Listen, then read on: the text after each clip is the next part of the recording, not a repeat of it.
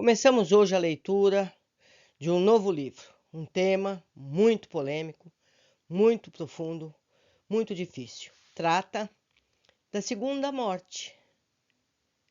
A segunda morte. Haverá uma segunda morte? Vamos ver o que nos fala André Luiz de Altino sobre o lápis de Rafael Américo Ranieri. Como é que se passa isso? Hoje em dia já há vários livros que tratam o assunto, mas vamos começar por este.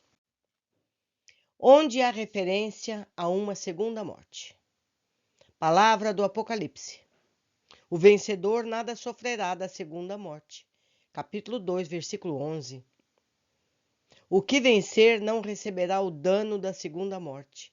Capítulo 2, versículo 11. Esse texto foi extraído do Novo Testamento de Nosso Senhor Jesus Cristo. Então, meus amigos, Jesus falou sobre a segunda morte. O que é a segunda morte? Está dizendo aqui que é difícil. Como será? Vamos estudar. Introdução à segunda morte. Este livro não é um livro comum, nem se espera que seja entendido por todos já, mas um dia, evidentemente, será totalmente compreendido. Muita coisa dependerá de muita meditação e entendimento. Os espíritos tomaram a decisão de contar mais alguma coisa relativa às regiões superiores do espírito. São novas informações que virão ampliar o conhecimento daqueles que estudam e procuram entender. Natural seja que não tenham eles nem nós a pretensão de agradar a todos. O que se conta é coisa tão velha quanto o mundo, encontrada nas mais diferentes religiões e estabelecimentos dos iniciados. Mesmo assim, porém, deverão encontrar aqueles que não poderão acompanhá-los permanentemente. Há sempre a parte oculta dos ensinamentos que dependerá do esforço próprio do estudioso para compreendê-los.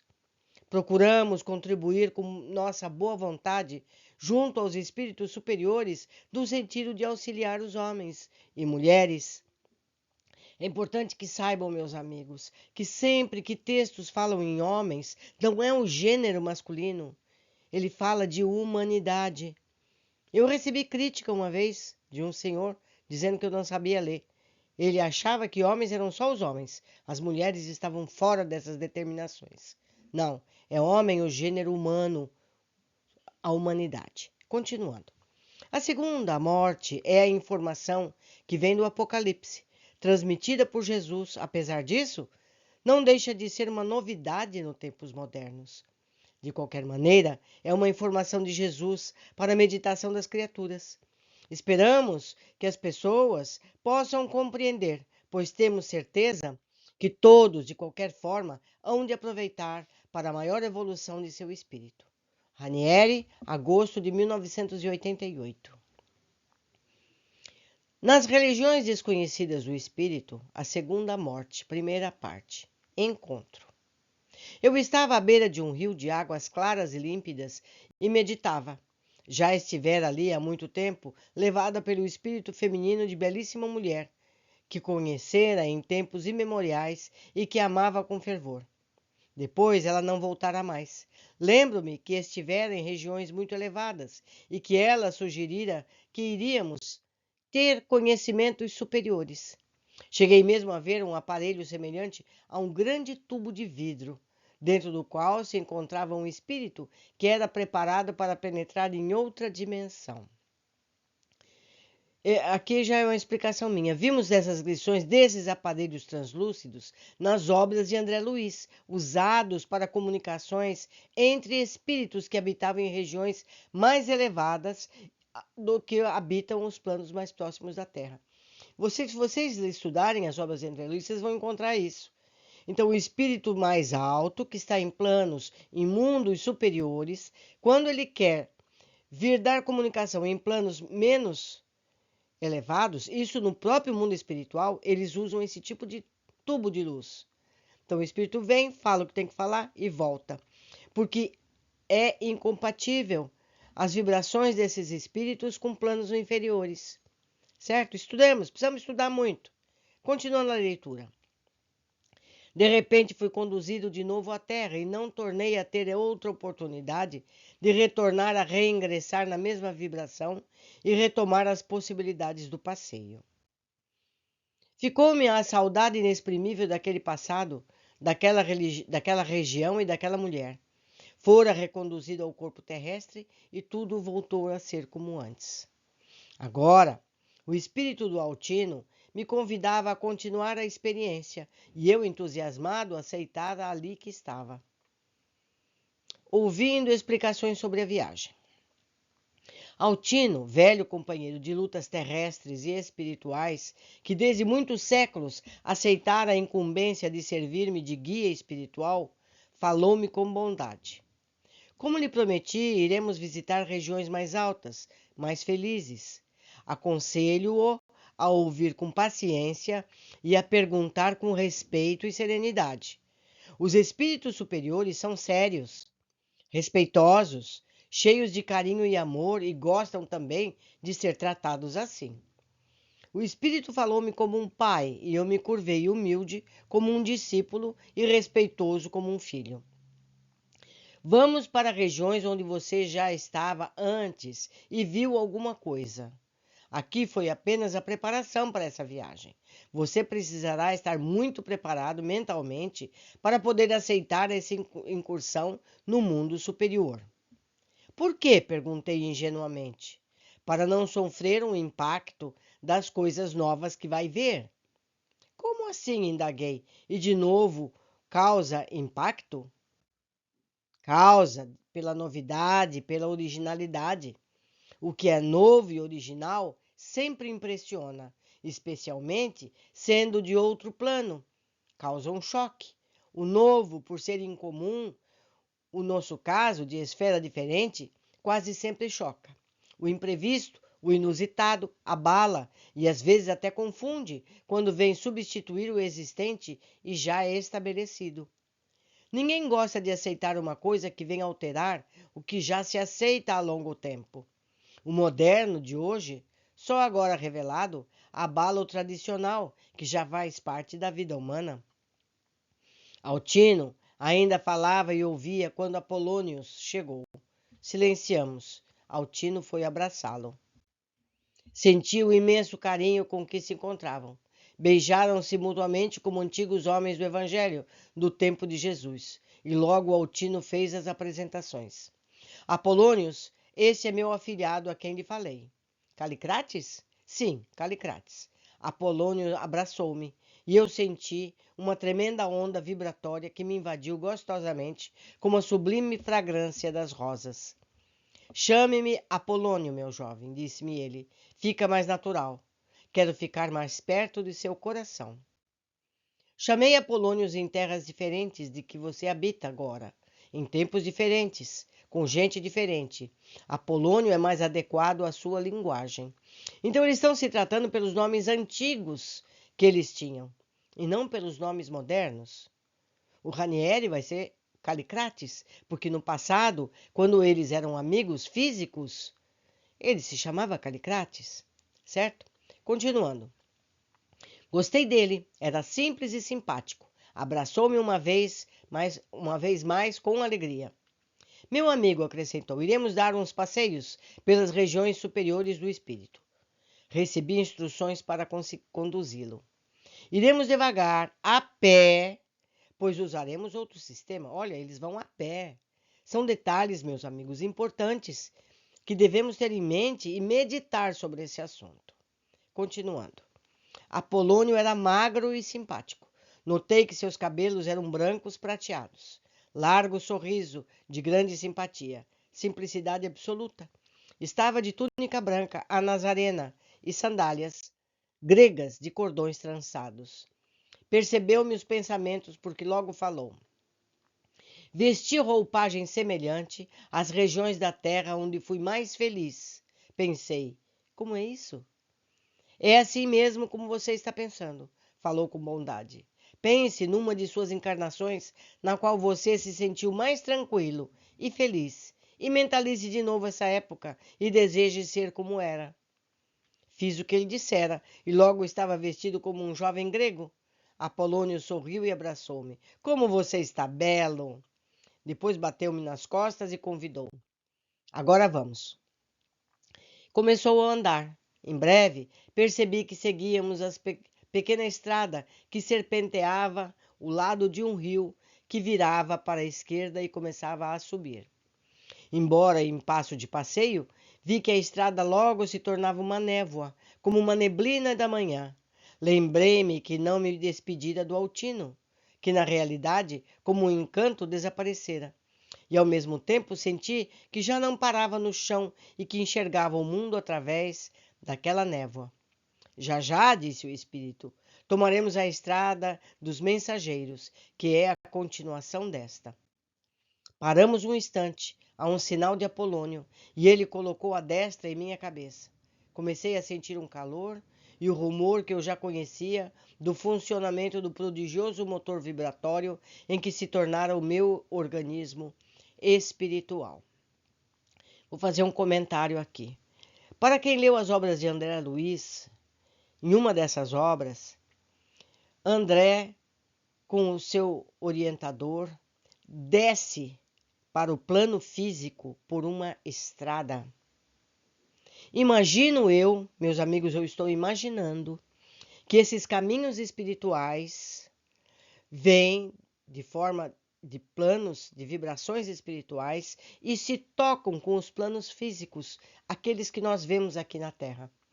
Eu imagino, não estou afirmando que assim seja, que é como, por exemplo, uma montanha termina para os nossos olhos, mas ela continua para os planos espirituais.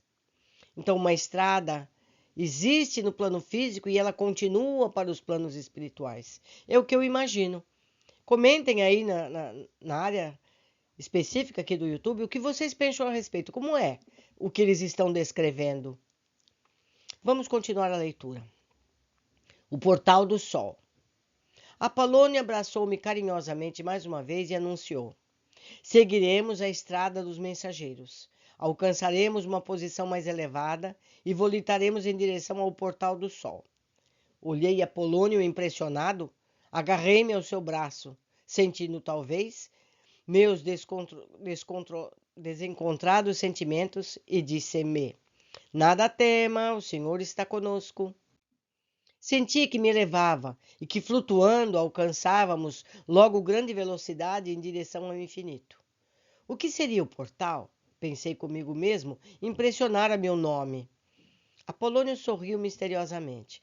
Por que ele sorriu? Porque ele escuta o pensamento dele, não é? É assim que se passa.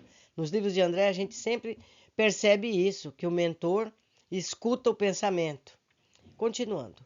O portal, meu filho, o portal, como indica o nome, é uma porta, naturalmente larga, que brilha como ouro, toda amarela, e de longe parece a fulguração de um sol. Fiquei pensativo. Como eram simples as explicações que me causavam tanta euforia. Nada mais lógico. Ora, respondeu meu espírito às indagações mentais, é apenas a verdade. Como você desliza em outra dimensão em condições diferentes, isso lhe causa excitação. Observação. Apolônio ouvia facilmente os pensamentos, como eu comentei agora mesmo. Seguindo. Não demorou e vimos, na fímbria do horizonte espiritual, imenso sol, que lançava as luzes de ouro a distância infinita. Senti uma estranha e infantil euforia. Estávamos diante de um imenso sol cósmico? O caminho se estreitava ao mesmo tempo que a luz amarelo-ouro daquele sol se desbordava como um rio de ouro líquido que se espraiava sobre as margens e, na realidade, a estrada se assemelhava a um rio que corria nos campos cósmicos da imensidade. Logo atingimos as regiões próximas do astro e vimos que, na realidade, era um castelo de torres pontiagudas e douradas que se erguia para o alto, crivado de janelas circulares. Talvez portas menores, porque onde víamos uma infinita quantidade de seres alados como abelhas que voltassem para a colmeia. No entanto, Apolônio não parou como mentalmente supus. Continuamos volitando em direção às pequenas ogivas que davam ao prédio, ainda distante, a aparência de um ser antediluviano de 1000 anos. Esse é o portal do sol, ensinou carinhosamente Apolônio. Aí se abrigam aqueles que já alcançaram o conhecimento superior e espiritual relativo à Terra e buscam autorização para prosseguir pesquisando e estudando em regiões ou departamentos mais altos. Aqui começa um estágio mais elevado da sabedoria espiritual para aqueles que seguem evoluindo ao encontro de Deus. Meus amigos, eu incluí neste primeiro capítulo alguns conceitos que podem ajudar o entendimento ao longo do livro. Vejamos. Então, aqui nós temos um esquema das camadas dos planos espirituais. É como se fosse uma bola dentro da outra, como uma cebola. Então, a área que nós estamos é o plano terreno, onde estão os encarnados. Abaixo, em vibração, nós estamos falando em vibração, nós temos plano crostral, subcrostral, umbalino, plano baixo, plano abismal e inferior. Tem abaixo do abismo ainda tem mais. E para cima, o plano etérico, supraetérico, as colônias, plano colonial, onde está nosso lar, alvorada nova e outros tantos, plano astral, angelical e superior. Certo? Então, a seguir, eu vou colocar um vídeo. Abaixo está também o link desse vídeo, de onde eu busquei. O vídeo não é meu, não fui eu quem fez o vídeo. Mas como ele exemplifica muito bem, eu escolhi para pôr aqui com vocês, que é mais rápido eu colocar um vídeo que já existe. Então, por favor, vejam até o fim, analisem. Se tiverem dúvidas, escrevam aqui na área de comentários. Vamos trocar ideia. Pesquisem mais, há mais livros sobre o assunto, de vários autores. Nós precisamos estudar, meus amigos. Precisamos estudar para a gente poder viver melhor, mais plenamente, ok? Então, segue abaixo o vídeo. Vivemos no planeta Terra sobre uma superfície sólida. Aqui caminhamos e nos arrastamos com nossos corpos físicos pesados e densos. Um dos maiores mistérios que ainda não conseguimos explicar é por que não vemos os espíritos e por que sua matéria é tão sutil. Além desse, dentre tantos outros mistérios para nossa humanidade, existe um conceito que ainda não entendemos muito bem. Esse conceito trata-se dos planos espirituais acima da crosta terrestre. O que os espíritos nos ensinam é que os planetas são envolvidos por camadas de esferas espirituais e quanto mais longe da crosta, mais evoluído é esse plano e, em consequência, menos densa e mais sutil é a sua matéria. O primeiro plano acima da crosta terrestre é chamado de umbral grosso. É um local muito escuro, sujo e com altas cargas de sentimentos muito negativos, oriundos de tantas dores e sofrimentos que seus habitantes experimentam. Esse cenário caótico é consequência da criação das mentes dos encarnados na superfície da crosta terrestre, uma região muito densa, pesada e muito negativa. O próximo plano é chamado de umbral médio. Embora seja ainda uma região de dores e trevas, é um pouco mais amena que a anterior. Lá existem cidades organizadas, como na Terra, mas seus habitantes ainda estão muito distantes dos conceitos morais mais puros. É de lá que saem as caravanas de obsessores e as diretrizes maléficas que visam combater o bem e a luz. O plano seguinte é chamado simplesmente de umbral. Nele ainda existe uma forte influência da matéria sobre o espírito, porém seus habitantes vivem em mais harmonia e fraternidade. Nesse plano a luz e o bem já são dominantes e suas paisagens são verdadeiros paraísos terrestres. É nesse plano que se encontram diversas cidades astrais, como a cidade de Nosso Lar, tema do livro de Chico Xavier, psicografado pelo espírito André Luiz, sendo mais tarde, tema do filme de mesmo nome. Os planos acima deste são pouco conhecidos por nós. São raros os livros e as explicações sobre eles. São planos muito mais sutis, onde talvez nem haja matéria como a conhecemos.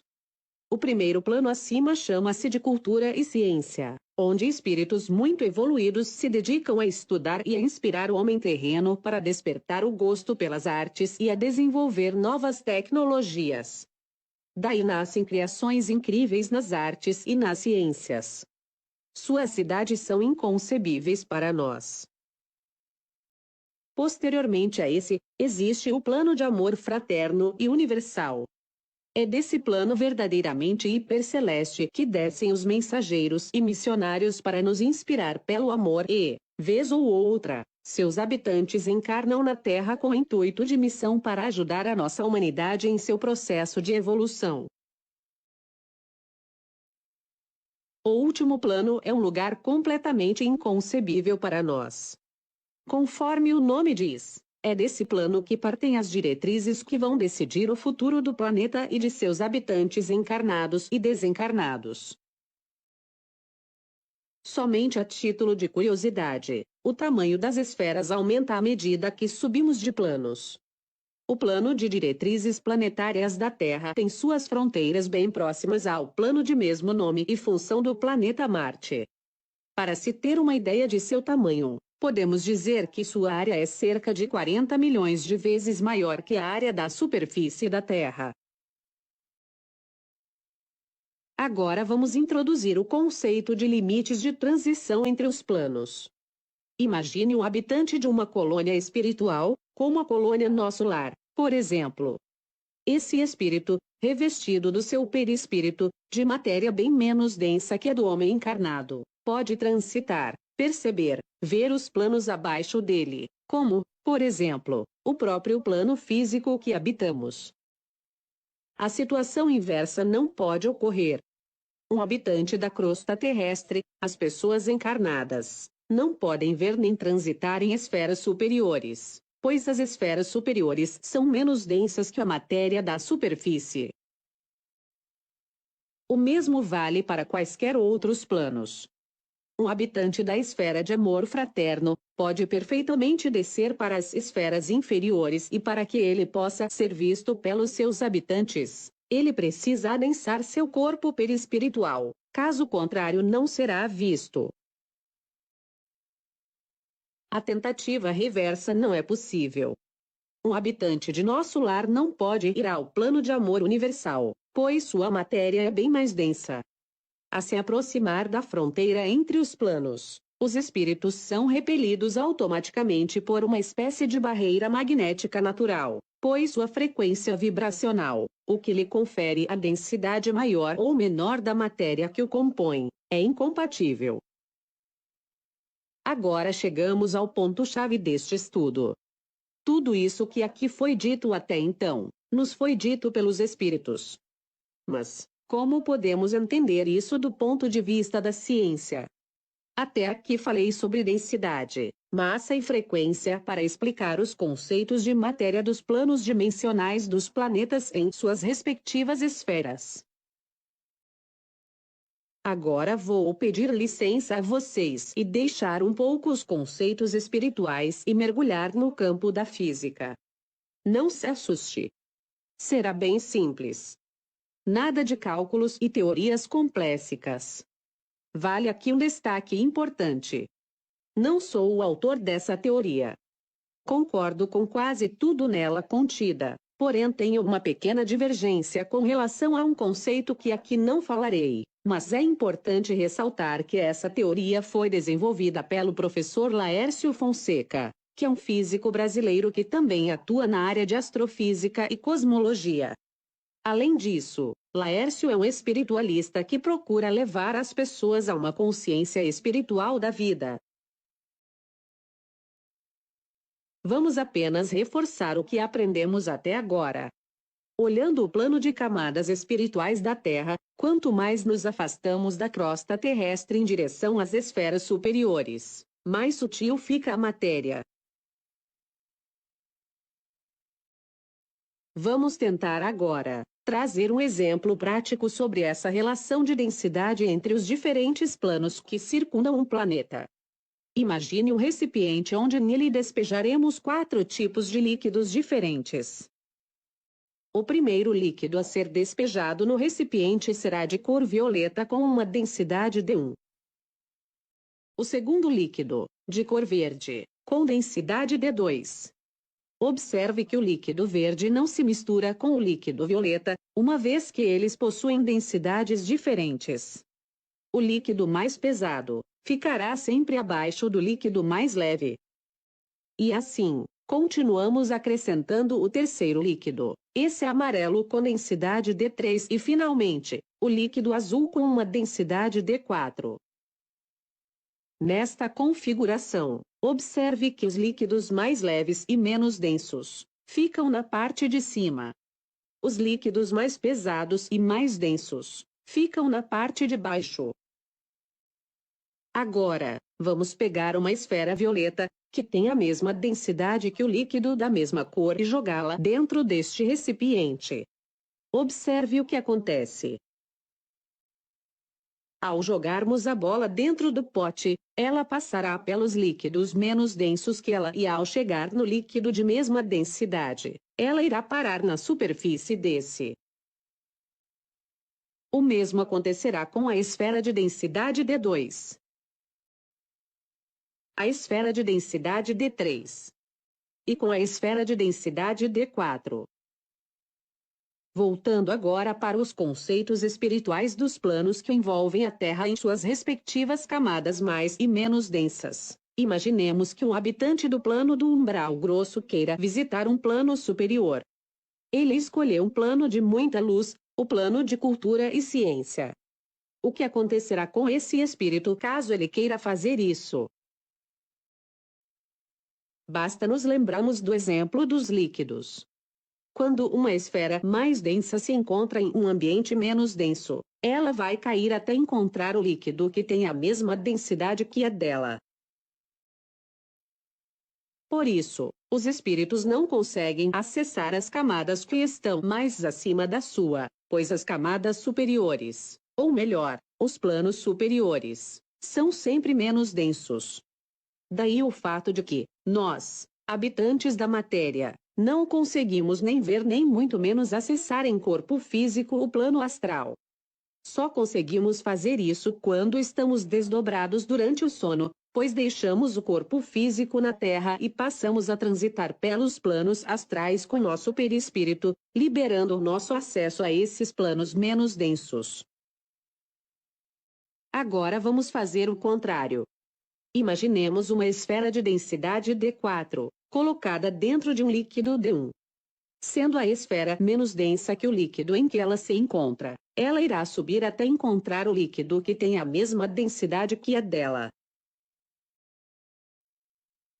Este exemplo serve para nos dizer o que acontece quando desencarnamos. Imaginem duas pessoas encarnadas. A primeira leva uma vida bastante leviana, cheia de erros e completamente afastada das virtudes. Carrega o ódio, a vingança e o medo. Esses sentimentos muito primitivos são sentimentos que vibram em baixíssimas frequências mentais. Ao desencarnar, a sua densidade mental será alta, graças à frequência de seus pensamentos.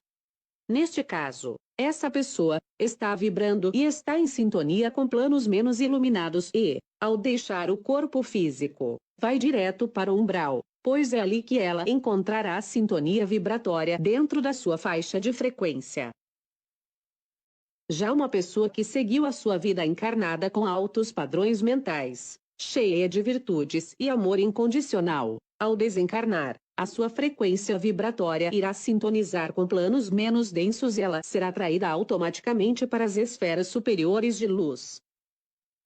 Tudo então está relacionado à frequência vibracional e para entender melhor isso, é preciso que recordemos os conceitos físicos de frequência, a fim de associá-lo à densidade, ou seja, à matéria. Frequência é uma oscilação que se repete em um determinado intervalo de tempo. Ondas de baixa frequência são as como representadas aqui, onde o espaçamento entre elas é razoavelmente grande.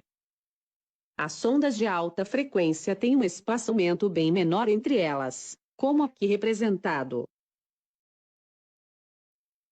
Em exemplos práticos, imaginemos um carro que trafega 8 km por hora.